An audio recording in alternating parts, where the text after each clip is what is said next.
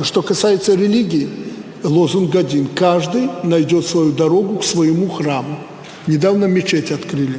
Можете зайти помолиться, если вы мусульманка, пожалуйста. Правда, вот мне доложили, что меня там критикуют, что я там Коран поцеловал.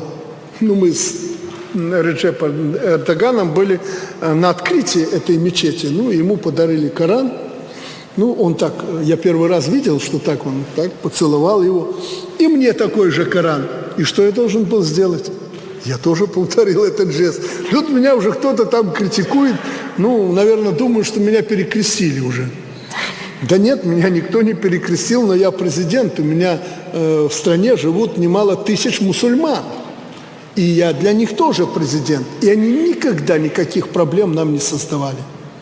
У нас с ними идеальные отношения, как с католиками и православными. Я президент всех. И я очень аккуратно и пристально наблюдаю за тем, как начальники, чиновники и другие духовные светила относятся к другим верам.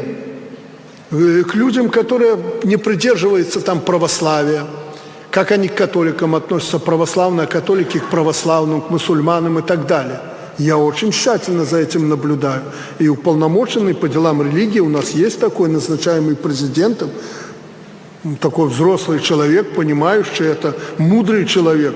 Он меня постоянно держит в курсе дела этих вопросов. Я держу это на особом контроле. Но ты везде, всегда должен лично, и власть должна подчеркивать, все имеют равные права. И у нас действительно это так. Поэтому у нас нет этой проблемы. Даже не могу вам сказать, что мы делаем для того, чтобы так было. Мы просто живем. Живем как единый народ. Живем как единое верующее. Бог един или нет? Бог же у нас один. Да почему мы должны драться друг с другом? Наверное, за эту политику, в общем-то, ко мне хорошо относятся и в мусульманском мире.